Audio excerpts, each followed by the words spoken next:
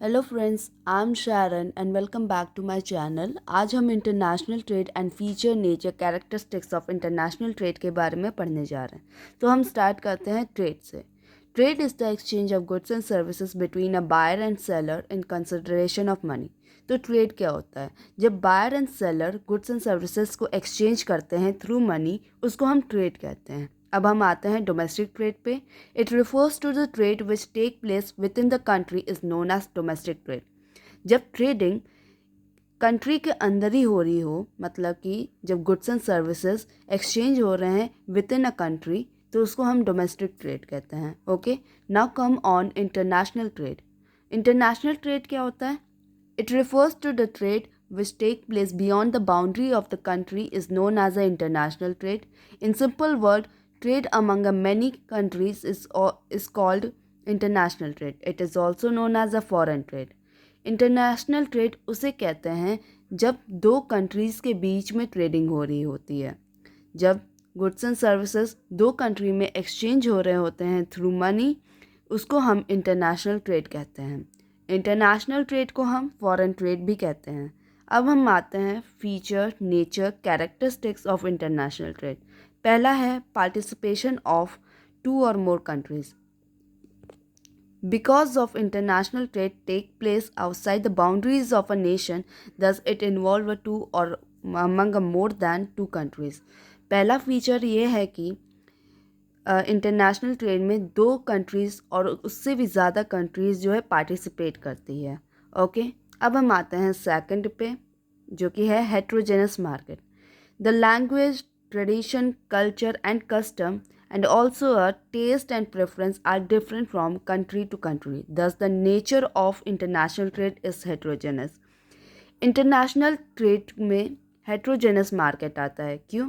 क्योंकि यहाँ पे डिफरेंट डिफरेंट कंट्रीज़ जो हैं ट्रेडिंग करते हैं, जिसकी वजह से उनका language, tradition, culture, taste and preference सब डिफरेंट होता है।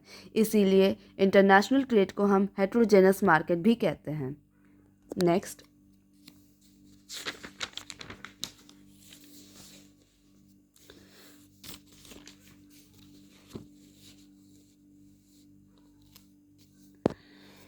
अब हम आते हैं थर्ड पॉइंट पे। थर्ड पॉइंट ये है different currency. International trade is done among the various nation and all countries have their own currency, thus the rate of exchange of currency will also be different. Thus different currency is one of the notable feature of international trade. International trade का सबसे notable feature जो है different currencies को बताया गया है, क्योंकि यहाँ पे डिफरेंट डिफरेंट कंट्रीज़ में जब ट्रेडिंग होती है तो उनमें डिफरेंट करेंसीज भी होती हैं, जिसकी वजह से द रेट ऑफ एक्सचेंज जो है वो चेंज होता है। The rate of exchange of money जो है वो चेंज होते रहते हैं। ये भी एक फीचर है इंटरनेशनल ट्रेड का। Now come on a fourth point, that is different national policy. The government policy and the rules are also different at an international platform. Each country has its own policy of trade and commerce, export and import, and taxation, etc. International trade में कुछ national policies हैं जो कि different countries में use होती हैं।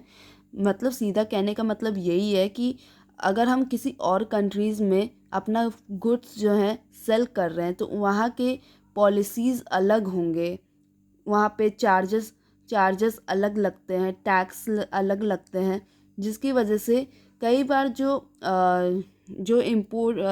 Export करते हैं प्रोडक्ट्स को, उनको बहुत प्रॉब्लम होती है। तो डिफरेंट नेशनल पॉलिसीज़ ये भी एक फ़ीचर है इंटरनेशनल ट्रेड का। अब हम आते हैं लार्ज स्केल ऑपरेशन पे।